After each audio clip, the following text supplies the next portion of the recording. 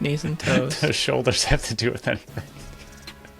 Because of what you did to my bold prediction. Yes, I'm taking this too far, but I don't care.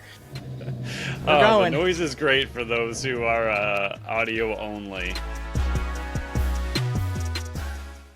What's up, everyone, and welcome into a special edition of the Buffalo Sports Collective. Today, we welcome back play-by-play broadcaster for the San Diego Seals, Cooper Perkins. Cooper, thanks for jumping back on with us, and how's it going? PK, it's my pleasure, man. Things are going well. How about yourself? Not bad, not bad. We got a freak ice storm this morning that made travel getting to work pretty crappy. After, I think it was 60 this weekend, I was doing outside stuff. But other than that, we're doing okay so far. Almost to the tail end of that, right? We're in mid-March here. Yeah, we're in the fake spring type of season out here. But we'll jump right into it. We got you on for the Seals. What is one word to describe the Seals season with 5 games left on their schedule?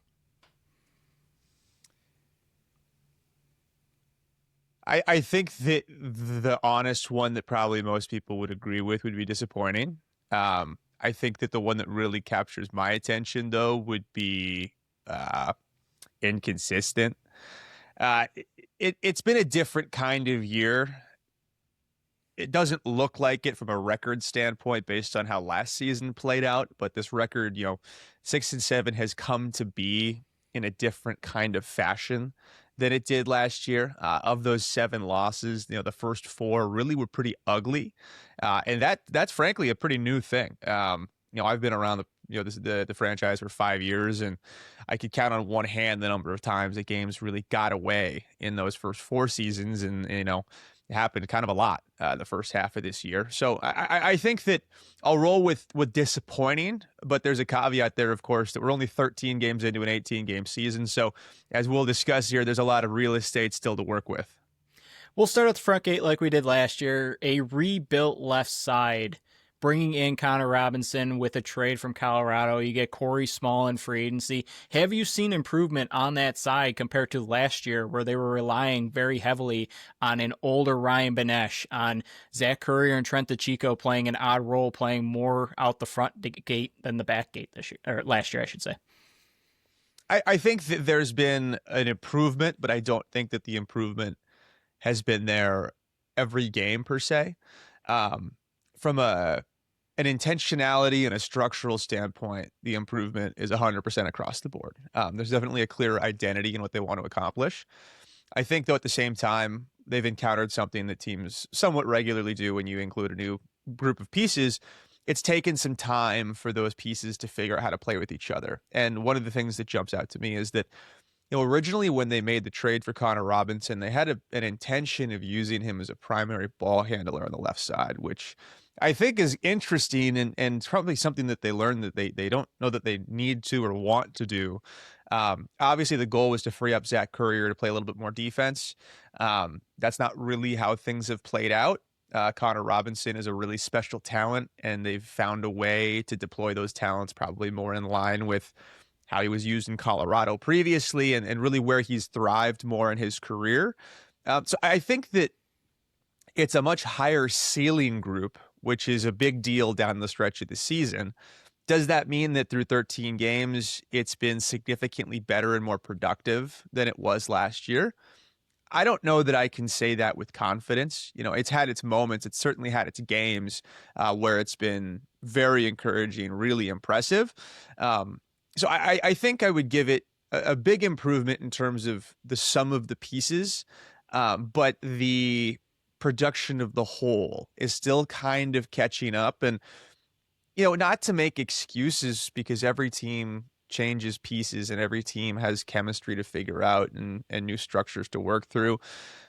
But 13 games is not a lot of time for guys to play each other, play together. And really you can condense that down to more like 9 games, 8 games in which the core group have been together. Corey Small's been in and out of the lineup a lot, and I don't think has gotten comfortable this season. And reintegrating Zach Currier in that space was not an immediate choice. So I think they're playing catch up a little bit, but I think that they're a better group than was there last year for sure. Yeah, that's a perfect transition because staying on that side, the only holdover really from last year is a guy that came over in a trade with Vegas in Dylan Watson. Now, he seems like the change of scenery has benefited him a ton. He's still a young player, and this is his first full season with the group. But have you seen that growth that at least I feel like I've seen from him watching him through the games this season? Yeah, I think there are two things at play with him. The first is that there's real growth present within this season. And the biggest area of improvement that jumps out to me is he's just being more competitive with his shooting, right? It's kind of like pitching in baseball. There are different kinds of pitches, and you need competitive pitches, whether they're balls or strikes. You need competitive shots. You need to make goaltenders make saves. And just because it's on cage doesn't make it a good shot. But if it's off cage, it's probably a bad shot, that's a blanket statement here. But for the first half of the season, Dylan Watson was leading the league in terms of the percentage of his shots that were off the cage. And that's something that offenses just can't afford to have, especially when you got the boards behind the net. And a lot of that times turns into a turnover functionally. So he's improved his shooting. And I think that comes with confidence more than anything as a guy who is a gifted shooter and has a great set of hands on him. I think he's settled into a more comfortable place where I don't think he feels pressure to perform in a way that he may have at other points in his career. And I think that's lightened up the stick in his hands, and that's been really valuable in his production as the numbers seem to bear out. The other thing is I think that this organization really just believes in him and his talent, and they're really patient with young players and don't get enough credit for the degree of patience that they have with them. San Diego has a reputation as being an organization that likes to go out and swing big in free agency and bring in the big fish, the all-timers. And that's a good thing, and that's true. But it also papers over what is a pretty foundational aspect of what Patrick Merrill's front office does, which is regularly go out, find great young players and develop them. A lot of times they don't end up sticking in San Diego and they become, trade fodder. We've seen that with a handful of guys, but there's also a really reasonable amount of homegrown talent. And so I think that him being in a position where he's not the poster child of a franchise's future like he was in Las Vegas as the number 2 overall pick and a guy that you picked ahead of Alex Simmons, right? Like there's a lot that goes into being that guy in a developing franchise. I think that was a really bad position for him to be in, knowing where his development was relative to maybe what that role was demanding. And that's not to say that he didn't play well or didn't have a high ceiling in Vegas. I think they needed something else that he was not maybe equipped to provide at that time. I also think they quit on him a little bit early. Granted, they came out pretty well in that trade themselves. Drew Belgrave's their captain now and playing really good lacrosse. So maybe one of those handfuls of situations, right, where a trade actually works out for both teams in a pretty, even keeled manner. But I think Dylan Watson, from a mental standpoint, has grown leaps and bounds in a calendar year since joining San Diego, and even within the confines of just this 13-game season, his on the floor approach and the way that he impacts a game certainly has taken a big step. Now, the righties, to me, are the ones that have been carrying the load for this offense, and they seem like a group that's probably towards the top of a righty unit across the league. But a piece of the Seals that were missing a bit of season last year was Trey Leclerc. Now, he's leading the team in goals and points and second in assists, but beyond just the offensive numbers and the production there, what else does he bring to the guys out the front gate that was missed last year in this lineup? Well, the first thing that comes to mind is he brings in athleticism that was just totally absent. Every good offense in the NLL has at least one guy who you can pretty much earmark as the best athlete on the floor at that time when they're playing. And that was something that was really missing from this offense last year. And I remember thinking about halfway through the season that, a Chase Frazier type, a guy who's not going to go give you 40 goals, but will get you some big goals and get you some spectacular goals and will lean on their God-given ability as athletes to be a problem on the floor would be a big benefit. And that's what he does. He brings that. And I think his skill level as a lacrosse player has caught up to his athletic ability that's always been there. And I think that's made them more dynamic, not just, in the offensive half, but he pairs with Wesley Berg to be a really, really good forechecking tandem. And that has really massive effect, not just in terms of taking the ball away, which he was reasonably good at, but in terms of also limiting opposing transition and being the guy who gets back, and being the defender in a PK setting, right? Like, he is the same kind of athlete that you get as like a Josh Byrne. He's a game-changing athlete, and the statistics are just starting to bear out, I think, what his potential in this league has always been. And it takes different guys, different durations of time and different amounts of experience to find where they best fit, and to really find that comfort level, and to discover the extent to which they belong. And I think he, for lack of a better description, might have been a little bit of a late bloomer in that capacity. And, first season is after COVID, right? There was a whole really weird integration period for him personally. A lot of superstar talent getting integrated into that offense at different points in different seasons. So I think, in addition to an improved skill set in terms of the way he uses his stick, the way he navigates defenses and works with teammates, the thing that jumps out to me above all else is just the pure athletic ability is something that's irreplaceable and has a lot of impact on an offense that doesn't always show up in a box score. And more than anything else, that's something that this offense in specific really has missed until this season. Yeah, and with no Rob Hellier there this year, the ball's in his stick a bit more than it had been in the past. But a player that we have seen just glimpses of his greatness is Pat Cavanaugh. And I remember last year he just signed on when we had you on, and I think I mentioned, do we see him in a game this year? Is it a future type of deal? But has his transition from a field player to a box player, how has that been going? And what area of his game do you think has translated just perfectly from the field game to the box game? I think it's gone about as well as you could hope for it to go. Everyone knows he's a super talented field lacrosse player, and everyone is really aware of the success that he's had in his career at other stops, especially in college. And I think that with him, he brings a couple of components into the box that immediately translate, namely the way he navigates tight spaces really is well fitted to box lacrosse. I'm sure there's a mental adjustment to learning in how to do that when you have to do it, as opposed to when you choose to do it like you would in a field setting and shrink the field down. But he navigates and maneuvers in tight spaces really, really well, and better than the vast majority of Americans that try and make the transition into the box game. I think that they've taken a really patient approach with him, but he hasn't taken a very patient approach with himself.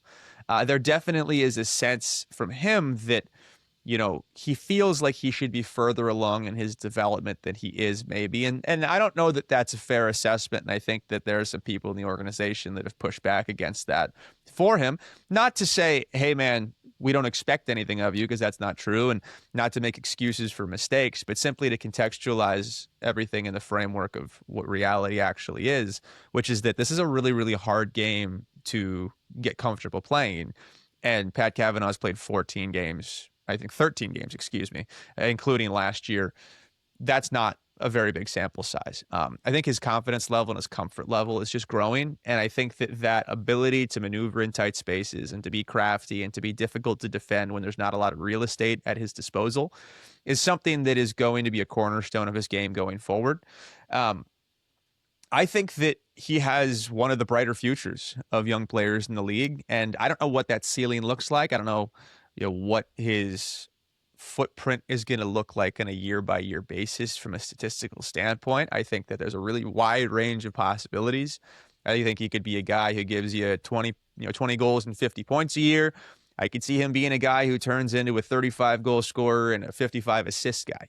There's a really, really wide range of possibilities there.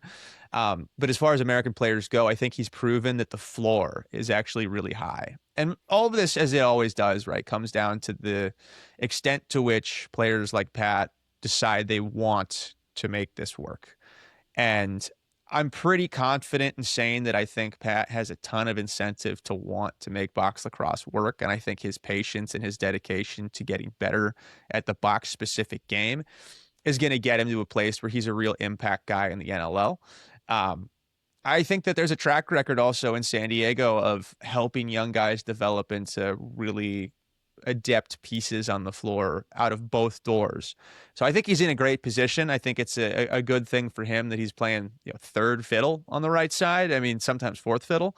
Um, it puts him in a position where any production he can give them is great, but rarely is it required. Rarely is it necessary because in every game, you're playing a math equation and you're trying to add things up to 11 or 12 goals. And if you can get one goal from Pat, that's a lot better than getting 0 goals from Pat. Similarly, if you can get 2 or 3 goals from Pat, that makes the rest of the math a lot easier also. But I think that that skill set of him being comfortable and capable in tight windows and in tight spaces, that's the cornerstone of what's going to make him a good player as his comfort level and his understanding level continue to catch up with his, already super elite stick skills and ability to hand the ball. Last one in terms of the offense, who is an X factor for you this season? And it can be anyone that, is putting in 30, 40 goals a season or somebody that does the dirty work to free up those 35 to 40 goal scorers. I think that the X factor is probably still Wesley Berg, which might be a lame answer because that's a guy who was a finalist for the MVP last year. But the reason I say that I think he's the X factor is because, he's getting a little bit older. And I don't know that that's impacting his game in any way, but it's definitely worth, keeping it in the back of your mind over the course of a long season and the amount that they ask him to handle the ball. And the reason I think he's the X factor is it's really his scoring that's the X factor. The offense is 10 times more interesting, more dangerous, and more effective when he's a 2 to 3 to 4 goal a game scorer as opposed to a 1 to 2 goal a game scorer. I don't think that his mentality changes much game by game. I think that he's fallen victim to some pretty rough shooting luck at times this year, which have depressed his numbers a little bit. But last season, right, when they went on their run down the stretch of the campaign to make the playoffs, 31 of his 49 goals came in the second half of the season. So I look at him as being the offensive X factor because I kind of think they need a similar kind of run from him statistically down these last 5 games to make a playoff run possible. The parallels between this year's team and last year's team are pretty pronounced. And I think that their reliance on him as being an explosive scorer is one that's carried over year to year. And I think that that's been a problem at times this season because when his scoring hasn't been there, when the shooting luck hasn't been there, when he's had the occasional off night, they've had a very difficult time locating the goals that they expect to come off of his stick. So is that the most interesting in the weeds answer? Not really. It would have been a different answer at a different point in the season, probably. But given where we are in the campaign, what's still to come and who's still on the schedule, I think that you have to look at the captain. You have to look at the guy who scored 49 goals and had back-to-back 40-goal seasons last 2 seasons, right? That's the guy that's going to have to produce. And is that a comfortable position to be in? I'm not sure. But I think when I look at that offense, so much of their success and their ability to win is dictated by the handful of guys that you expect to score living up to their history as scorers. And the same can be said, right, about Connor Robinson. The same can be said about Ben McIntosh. And to a lesser degree, the same can be said about Corey Small. I maybe the real X factor of this team is who scores like the scorers that they've been, because I don't know that any of them have scored like that to this point in the season. Trey Leclerc being the one exception, having a career year. So, for an individual, the X factor is Wesley Berg and his scoring, but the real X factor is just getting elite scorers to score like elite scorers. Yeah, and if there's a single guy on San Diego that I think can pop off in these final 5 games, it's going to be Wes Berg. But I saw a few weeks ago, you got to broadcast a basketball game out at Utah State. First off, congrats. But how did that come about, and how did it even go? Thank you. Yeah, no, that was super cool. That was a bucket list for me. That was the first time I've done college basketball on a national network here in the States. And, That was a long time coming and a culmination of a lot of relationships that have been worked on for a long time, and some good fortune and some good breaks for people believing in me. And it went really well. It was an exceptionally entertaining game. If you're not familiar with Utah State basketball, their arena there in Logan is one of the probably top five, maybe at least top 10, if not top five, venues in college basketball to take in a men's hoops game. Their student section, the Herd, is completely ridiculous. Could not be more fun. Could not be a more interesting environment. And for me, that was a really special thing because, I've been in a lot of interesting buildings. I've been in a lot of loud barns, but that was the loudest building I've ever been in, start to finish. And it presented a couple of challenges that I had to get comfortable with, adjusting to. But it went really well. It was fun, and here's to hoping that there's more to come ahead. But that was definitely a really, really important milestone for me personally in my career. Do you have the story about why they were all wearing gloves, or the majority of them were? Is there a backstory to that in the crowd? Yeah. So if you're not familiar, they wear blue surgical Yeah. gloves like a doctor would wear at the hospital. And actually asked them why they do that. And I don't know if the physics bear this out, but their understanding of it is that hospital gloves make your clapping sound louder, which is interesting. I hadn't heard that before. I haven't seen anyone else do it, so I'm not sure that that's true. But as far as they're concerned, it is an amplifier of sorts. For that game specifically, it was actually very funny. Utah State, being an agricultural school historically, often gets made fun of by their rivals and opponents for being what they call Mutah State, as in cows.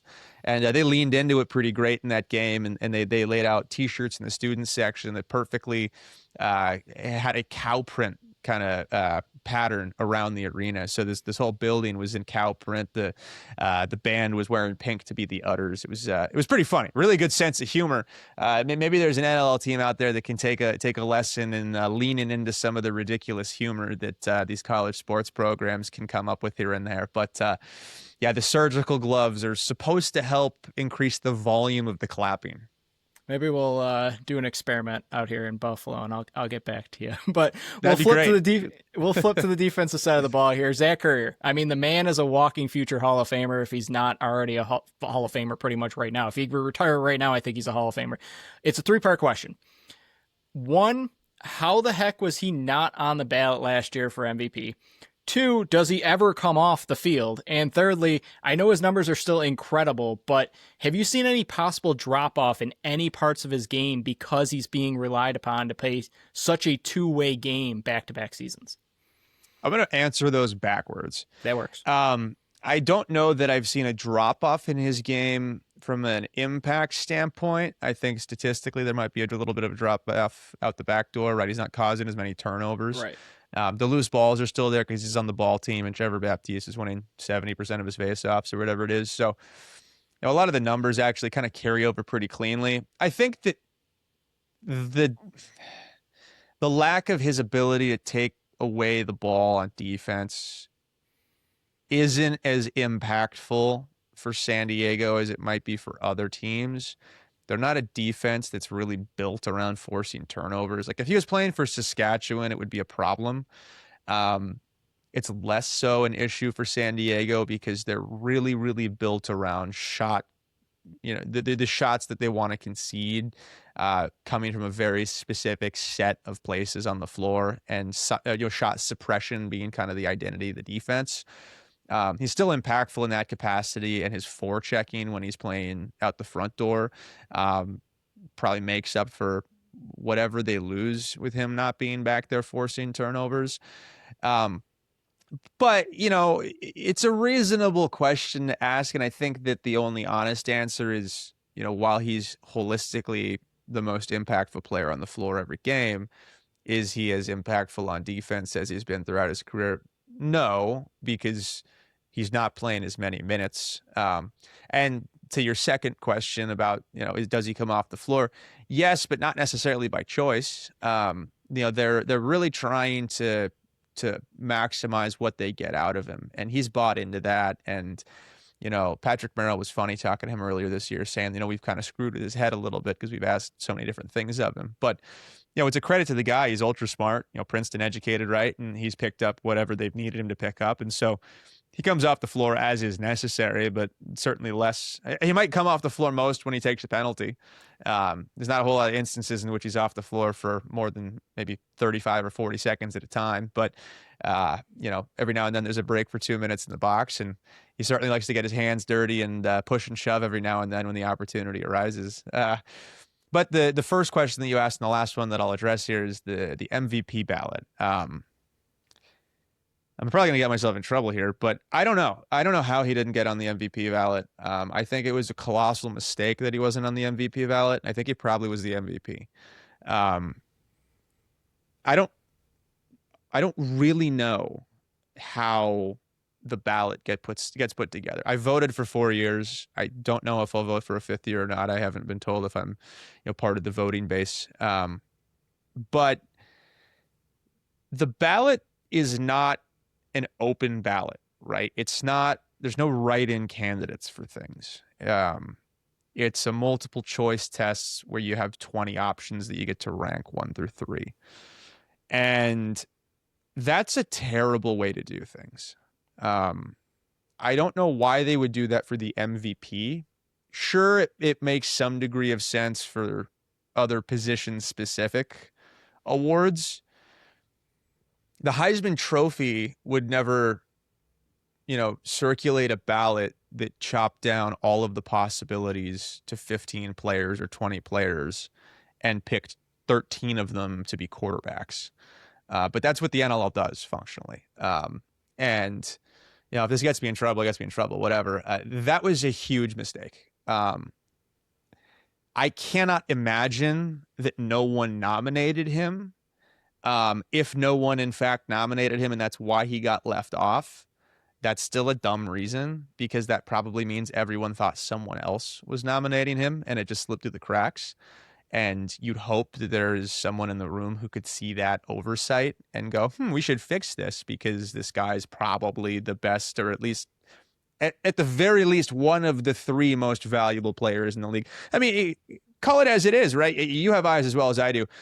I advocated for Wesley Berg all season to be an MVP, and I stand by that advocacy. He was not the most valuable player on his own team. He scored more big goals and probably had more direct impact on why that, exceedingly mediocre team was able to make the playoffs than any other player did. But Zach Currier was the most valuable player, and I think he was the most valuable player in the league. So how does he not end up on the ballot? I don't know. I don't have an answer. I hope that is something that doesn't happen again. There has to be a backdoor, right, in which Brian Lemon, someone at the league, whoever is ultimately in charge of aggregating the nominations for these awards, doing a once over and saying, do we really want to have an MVP vote that doesn't leave open the possibility of voting for Zach Currier? I mean, even if it just means you offer a write-in capacity for the MVP, make that the only award where it's just a blanket, give us 1, 2, 3. We're not giving you choices, right? If you're voting for MVP, you're not an idiot. You know what I mean? You don't need to be told who's a candidate for MVP if you're voting for MVP. By virtue of being in that position to submit your MVP vote, I would certainly hope, if not expect outright, you have a strong enough grasp on the league to be able to distill it down to 20 or 25 players on your own. Like, that's a hand-holding that is self-defeating and unnecessary. And in this case, I think it certainly cost him the ability to be a candidate, right? Just by definition of not being on the ballot. It probably cost him a finalist position. Maybe it opens up, maybe neither he or Wesley Berg end up making the top 3 because they split votes down the stretch. That's entirely possible too. But that doesn't change my point here, that why do you need to have a top 20 for the MVP? Like, I get that you want to avoid a situation where like a Christian Del Bianco who plays like 6 games gets voted the MVP because of recency bias. Like, I see why they would want to have like maybe a minimum game played requirement or something. Like the NBA does that now, and people like it or don't like it. It doesn't really matter. But like that makes sense. That's defensible.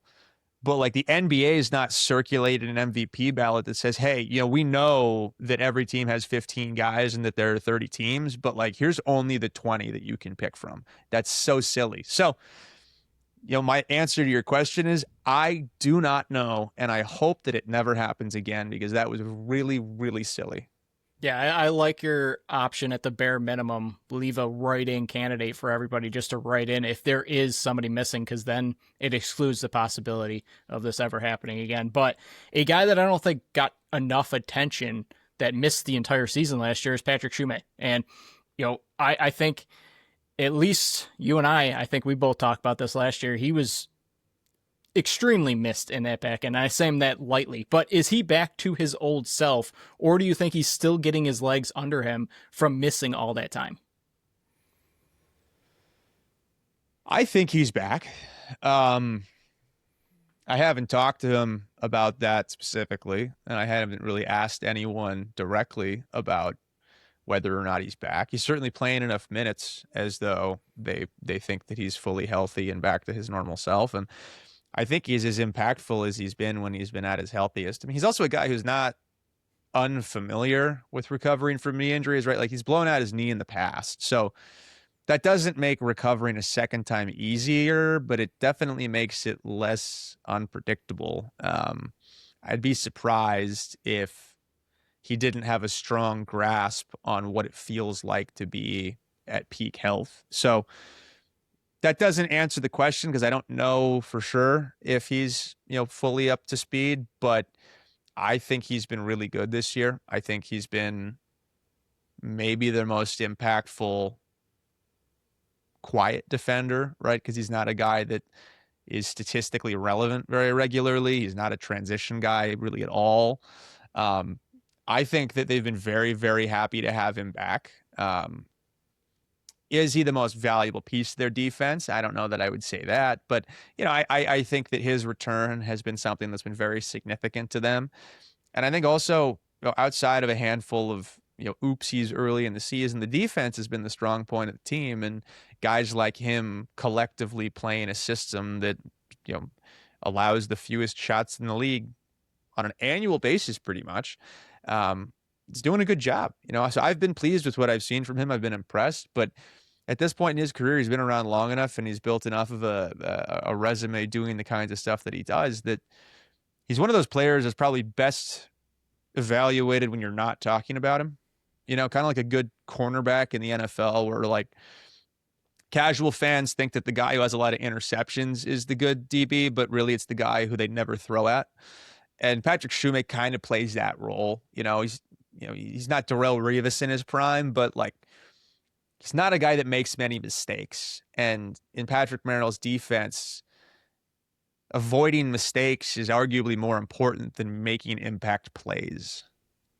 Yeah, what we always like to say on our podcast, if we're not talking about you and you're a defenseman, usually means you're doing a really good job. But we talked earlier about young players and developing in San Diego. And a guy that I don't think got talked enough about last year was Trent DeChico for all the things that they asked a rookie to do. But is he still on track to play the style of game just like his teammate? I'm not putting the expectations on him. That's why I'm phrasing it the way I'm phrasing it, the style of play like Zach Currier. I don't think so. I don't think that they're really comparable players in a lot of ways. On the surface, you can see a parallel here or there with the athleticism and the offensive skill. I still don't think that his future is exclusively in the capacity that it is now. I'm not sure they know what they're going to get with him over the long term. I think he's a classic case of a guy who's too athletic and too talented to keep off the floor, but you might not have a perfect solution where he fits. You just know that you have to have him out there. I don't think that trying to mold him into the second coming of Zach Currier would be wise. I think that would probably be maybe something that sets him up to fail more than anything because, look at Zach Currier, man. I mean, like the guy does things that no one else can do. And like, that's a tempting thing to think you can recreate because you have some components that are the same. But Trent DeChico's Trent DeChico. He's not Zach Currier. And that could be a super high ceiling player when it's all said and done. And honestly, I think he's pretty early in his development still. And I think about Trey LeClaire a lot. And they're different guys, and they'll have different roles in this team and on other teams, whatever their careers look like. But Trey LeClaire was a guy who did not fit anywhere for about 2.5 seasons. And it wasn't until about halfway through year 3 that it started to kind of work. But he was too athletic and too impactful of a player to not have on the floor. You can't be scratching that guy. You can't have him on the practice roster. He has to be in the lineup. And Trent DeChico is the same kind of guy. I think what his career will be and the player he will be dictated by him. I don't think it's going to be what the coaching staff wants or whatever the front office wants. I think the things that he does and where he finds himself thriving will be where he ends up. And at this stage in his career, his athletic ability and his God-given talent, getting up and down the floor and being a menace, and his temperament and personality being, a tremendous annoyance to every opponent. Like, those are kind of the wheelhouses of his game right now. But those are things that'll be there every single night, and that he doesn't really need to work on to get better, So wherever he chooses to improve and where he chooses to really focus his energy and his attention in the offseason and throughout the rest of this campaign in the next year and so on and so forth, he could be a very, very good player in this league. But I think at this stage, your guess is as good as mine as far as what that looks like. I don't think they're trying to recreate Zach Currier, though. If that's kind of what you're curious about, is that the goal? Is that the idea? I think I can probably shoot that down as not being, certainly not a conscious idea, but in the modern day of sports, not just lacrosse, but like we've seen this in other sports as well, versatility and positionality, as they like to call it, is one of the greatest assets that a team can have. And so I don't know that there's a lot of incentive to have Trent DeChico figure out who he is yet, because as he currently exists, he can fit in a lot of places. He can't be a star in any of them right now. He's not at that level in his development. He's not a star player in any capacity, but that's not to say that he can't be or won't be. He's just in a position where they're trying to maximize what his impact can be in a game-by-game basis. And in the moment, that impact just kind of looks a little bit like a diet Zach Currier.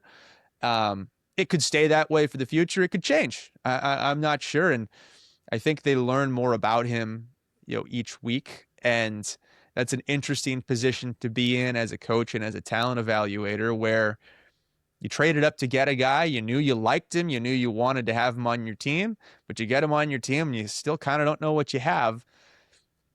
There's a lot of possibilities that come with that. And the one thing that I will say, though, to finish the thought, is that San Diego is an excellent place for him to be, because I think all of those various pathways are open to him, right? Like Trey LeClaire, the guy who started out the front door, got moved to the back door, back to the front door. That pathway exists. The Zach Currier experience, that pathway exists. A guy who becomes a little bit more of a dedicated transition defender guy, that pathway exists. They're not going to force him into a lane.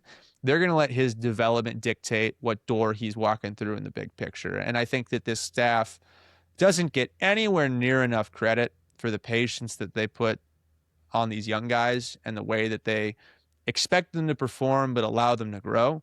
And I think he's in a great position to be able to maximize whatever his role in this league ends up being, as long as he's part of this organization.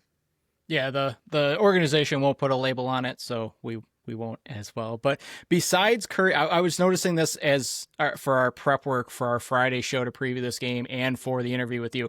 Besides Currier and DeChico, the only guy on the back end that's a lefty is Kellen LeClaire, who's currently on the PUP list. Do you feel that has hindered them at all, or do you actually think it might be an advantage to their back end, that it's giving opposing offenses a look that they normally don't get?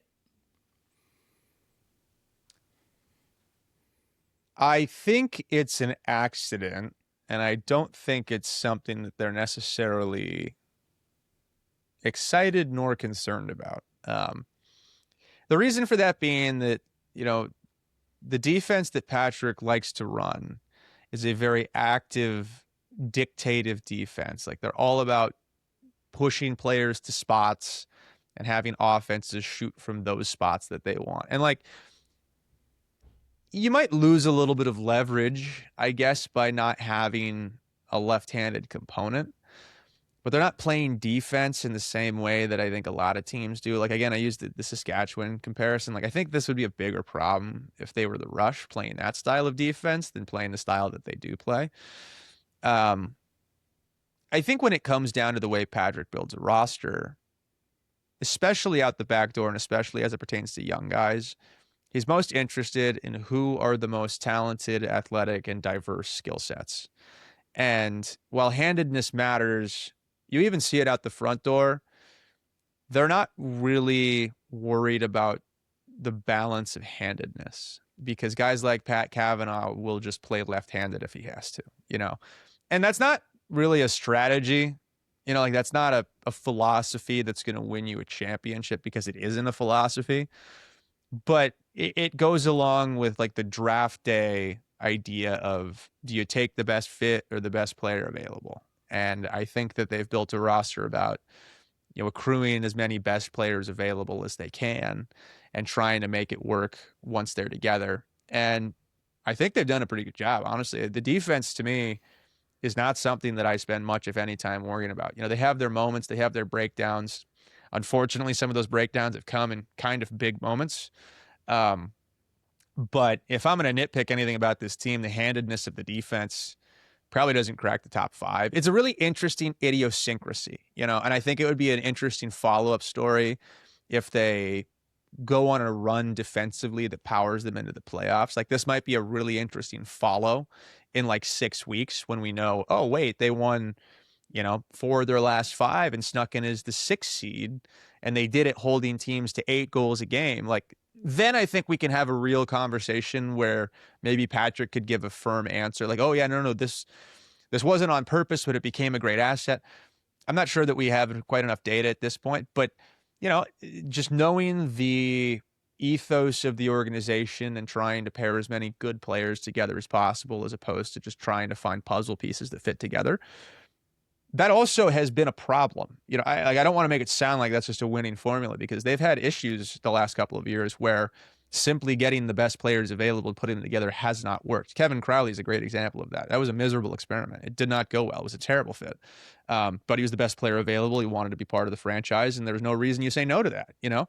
So you live, you learn, you see what happens. And I think they're still in the process of living and learning with the defense and trying to figure out the balance on that end. But my one key takeaway, though, is that stylistically, the system, I'm not sure, is as vulnerable to the loss of leverage that you would endure in another system without having that handedness balance.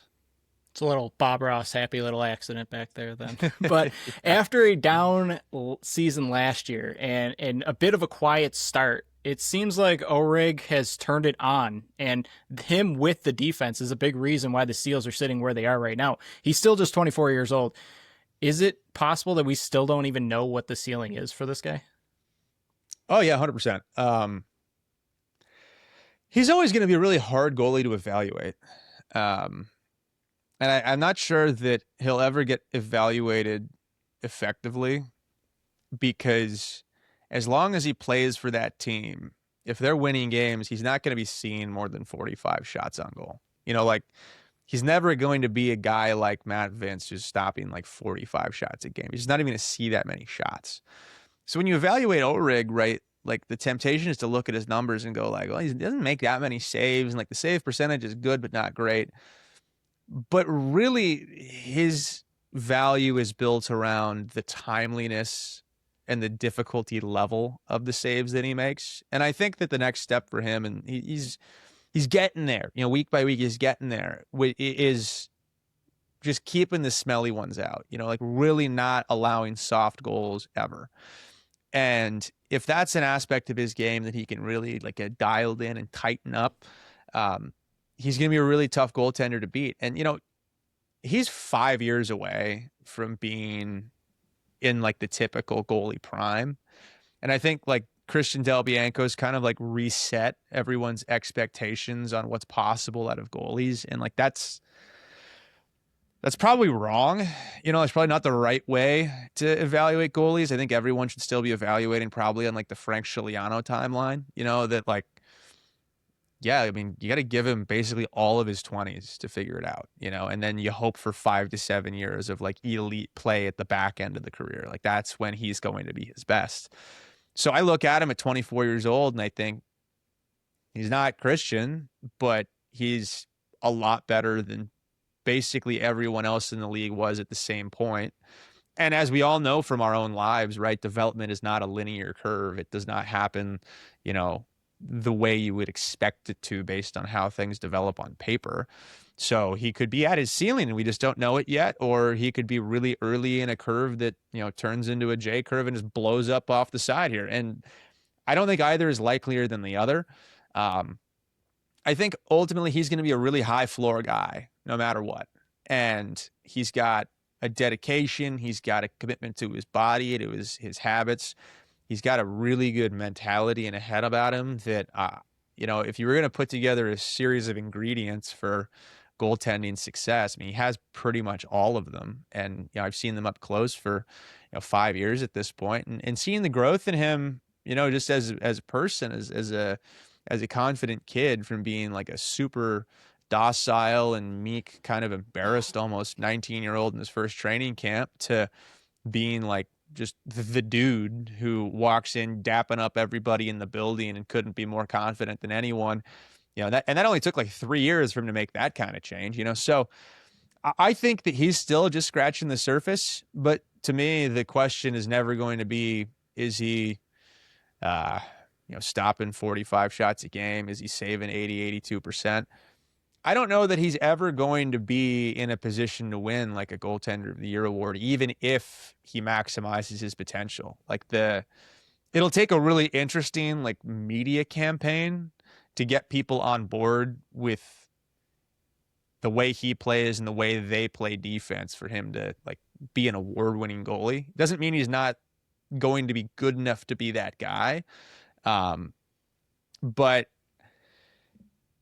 I think this has been an interesting year for him, because as all these guys do, right, they have to navigate things off the floor. And like he's in an interesting place in his life as a 24-year-old where, now the roads start to split. Now you start to run into some of those forks, and it's really difficult to compartmentalize everything. And like, I think he had to learn this off season that, there's a balance to be had with everything. And it's like having a good relationship, right? Like everything, work and home aren't always going to be perfect at the same time, but you can't have both of them be down at the same time. Like one of them's got to be at peak performance.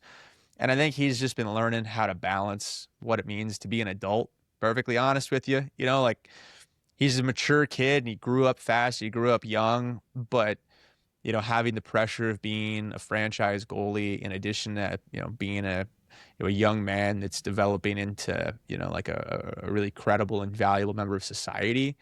I think there's a real balance that he's trying to find and trying to strike. And, I don't think that balance might have been there at the beginning of the season. I'm not sure that I think the lockout really killed him. He hasn't said anything. No one said anything. This is just purely my speculation. So I don't want anyone to get in trouble over this. But I think that the short training camp really was a problem for him. I think he's a real rhythm-oriented guy that needs to see shots, needs to feel comfortable. This is the first offseason he wasn't living in San Diego, getting shots in with, Wesley and Trey LeClaire and local guys, 3, 4, 5 times a week.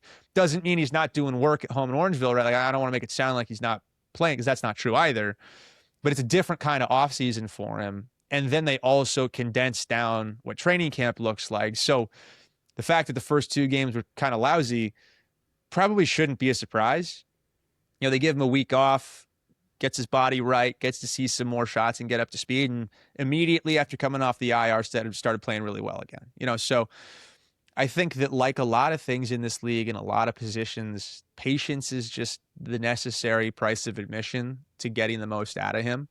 And I know they believe in him a ton, both as a player and as a person, and his mentality and the way that he, carries himself and goes about his business. So I have no shadow of a doubt that they believe in him and his ability to, maximize and optimize what he's got. But, as fans, that's not like the fun thing to be told, that you have to be patient while people grow up. We look at athletes a lot of the time as being commodities. And because they're at the top level of what they do, we expect them to always be at the top level of their game. And like, that's just not how life works. Like, I'm a professional broadcaster and I still, piss down my leg occasionally. I try and make it not look like I'm having a bad day. I try and paper over where you can, but like I've been doing it for 10 years. I'm 7 years older than Chris O'Riglieri, and, people have way higher expectations on him just because of the job that he does. And so I don't want to ever make excuses for people or encourage people to, grade on a curve. Like, that's not what I'm suggesting here. But I think that when you evaluate, especially a really young player with a lot of gravity in their role and a really unique position in which seldom will you be credited with a win, but regularly will you be credited with a loss. He's in a really weird, unique position. And like, again, the only real parallel is Christian Del Bianco. And like, that's a bad parallel because he's the second coming of Matt Vince from like an impact standpoint, right? Like he's the best goalie of his generation for a generation of goalies who mostly haven't even played in the league yet, like, so when that's your contemporary, it's really hard to grade fairly, I think sometimes. Yeah, Christian should be the exception, not the rule. Everybody else should be. But I'm going to ask a favor for you, or from you. I've been trying to convince my wife that one of our next vacation spots needs to be San Diego. So can you help me out? She normally doesn't listen to the episodes or the interviews, but I'm going to play her this segment here. So coming from Cooper Perkins, why do we have to go to San Diego for our next vacation? All right. Does the lady like to eat? She does, yes. Check that box. Does the lady like the beach? Yep. Check that box. Does the lady like beautiful people? Yes. Check that box. Except for this one here, but yeah. Yeah, it's just not. Let's not chop ourselves down here. No, I mean, when push comes to shove, San Diego, it's the best city in the West Coast to visit for a week or a weekend. It's got a little like electric feel to it where no one's in a hurry. No one's in a rush. Like, have you ever been to Hawaii? No, that's also on my checklist, but I figured San Diego would be the easier one right now. Hawaii's got a real like easygoing, no one's in a rush, nothing's too urgent kind of feel to it. San Diego's got the kind of thing, but like dialed down a few degrees, where everyone's just there, happy to be there, doing their thing. And as far as like large cities go, I think it's the most easygoing of the large cities that I've encountered. Like it's such an easy place to have a good time. And what a good time means could be a million different things. It could be going out to a good meal in Little Italy. It could be going having great Mexican food and a California burrito. We go sitting at the public beach. It could go spend some money at a little beach club and have an upscale experience. Could be going to a show. There's so many different things going on in San Diego, and none of them are like begging you to do them. It's just up to you what sounds fun today. And like that's the vibe of the city. Like, what do I feel like today? And like that can be kind of a tough thing. I think that's why San Diego's like gotten a tough rap historically as a sports city, because everyone's just kind of like whimsical willy-nilly about what they want to do in a given day. And like they have so many good options that it's like you're never going to have a captive audience, like where it's snowing outside and you don't want to go do other things. You go to the arena. Like that's kind of a tough sell in San Diego. But as far as vacationing goes, man, there's just not a better spot in like the Western US probably to check the collection of boxes that San Diego can check. Like I grew up in Los Angeles, and it's funny because the way I describe San Diego to people usually is that San Diego is what everyone thinks LA is, because it's got all the same stuff for the most part, and like 5% of the congestion, and like 10% of the filth, and it's just like so much more pleasant in every way.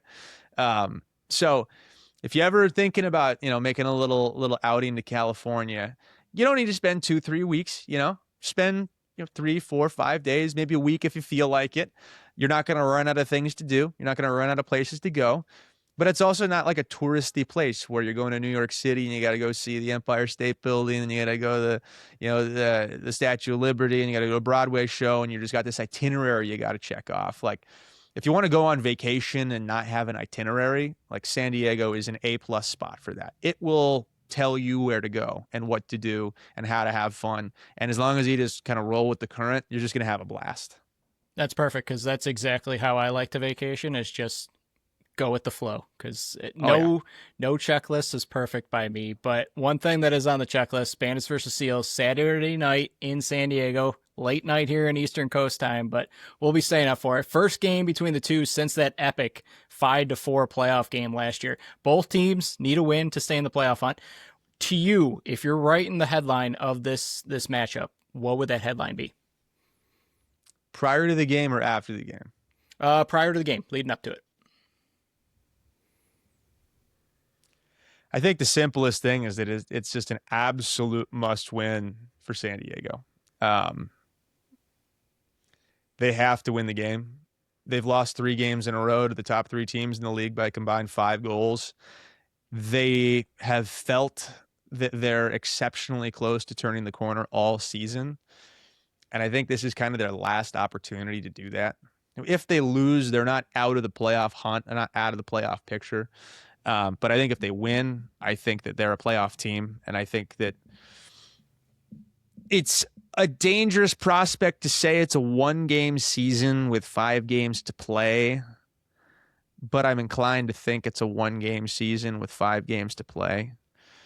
And, as a guy who's been around San Diego far more than Buffalo, obviously my inclination is to make the headlines around the team that I work with more so than the opponent. But I really do believe in this case that like the story here is about the desperation of San Diego, because it's a real tough sell these days to say that Buffalo's in desperation mode. They're playing really good lacrosse. I think if you polled most people, they'd think it's likelier they make the finals again than miss the playoffs. So with that knowledge kind of in our back pocket, I think that the real thing to think about is the consequences that are resting in San Diego. And, last year they played an absolute must-win game against Buffalo, and it was just a wild game, right? And they've played nothing but good games against each other the last couple of times they've gotten together. And I have a real hard time seeing this not being another like all-timer of some variety.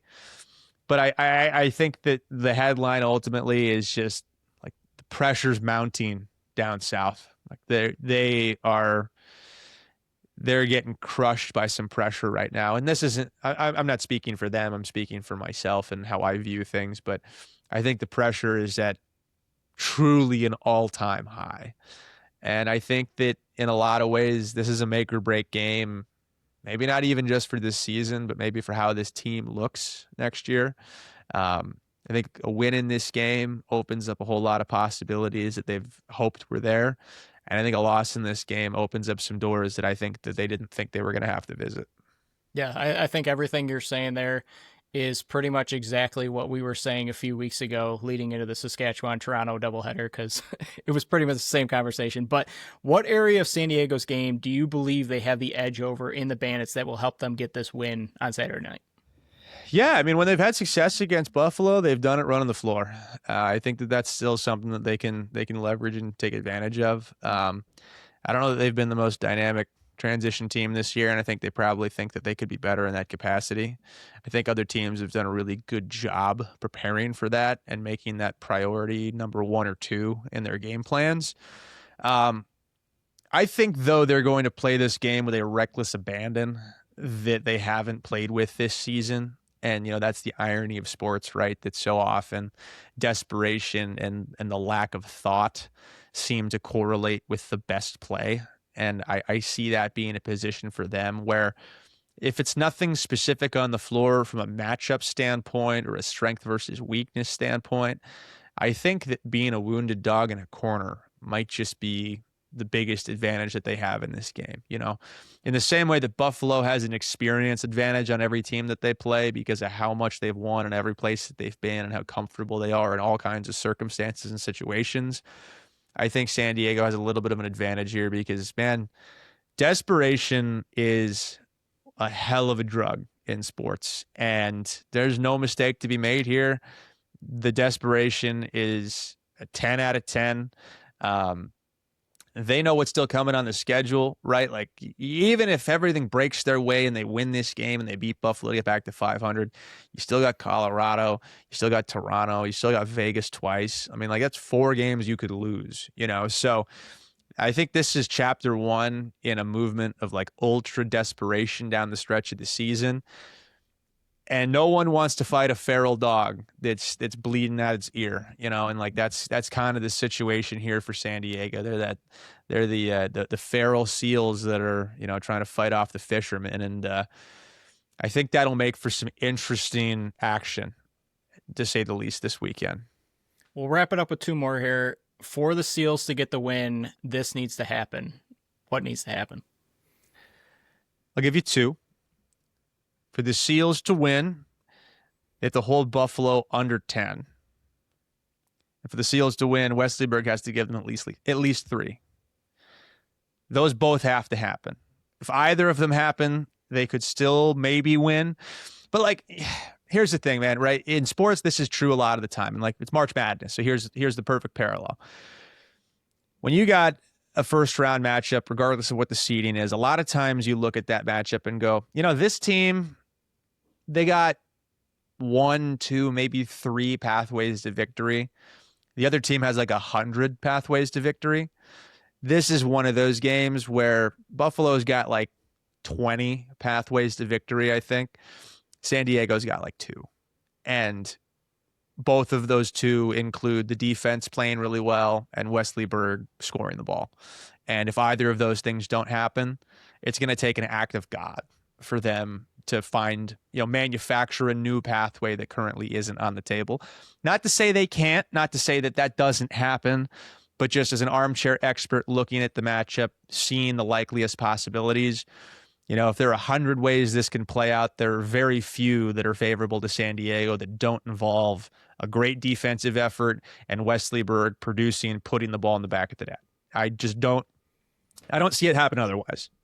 Yeah, I know we cover the Bandits, so I should be a little bit more biased towards them, but we've seen in the past, I mean, even O'Reg, he shut out the Bandits the entire second half of that playoff game, and Westberg has been known to take over versus Bandits. But my last one, and it's similar to last year, it's got nothing to do with the guest or the sport. Wife and I just booked a trip, and I know we're talking about San Diego, but that's got to be after this one. We just booked a trip to Greece in September. So the question kind of popped in my head then because we were booking flight seats. When picking a seat, you get 3 options, but really there's only 2 options unless you're a crazy person. But I'll toss that one in anyways. Are you going window, aisle, or middle? I flew 5 times last week. 5 windows. The reason for that, I'm not a bathroom guy. If the flight is less than 8 hours, there is a 0% chance I'm getting up to use the pisser. So I don't want to get bothered. I don't want anyone making me get up. If I want to go to sleep, I want to be undisturbed, So I want to get locked in the corner. I don't want to have anyone make me stand up, sit down, fight, do the whole deal. I just want to be by myself in the corner, rest my head against the wall, maybe take a little snooze. But if the flight's over 8 hours, I'll entertain an aisle seat. But even then, I'll usually still pick window and just say, if I have to get up, I'll get up and ask them to get out of the way. But for me, I hate being disturbed on flights. It is my least favorite thing about flying because a lot of times you're doing work, right? Sometimes you're sleeping. Whatever the reason is, I just am allergic to being asked to stand up. Could not hate it more. That's fair. This is the one attribute that my wife loves about me. I don't care where I sit because as soon as I sit in that seat, I'm out cold. Like I don't know what it happens, but before the plane starts taxiing, I'm out like a light and I don't wake up until we're already landing. That is a gift. That is a Yeah, gift, my friend. I've been told.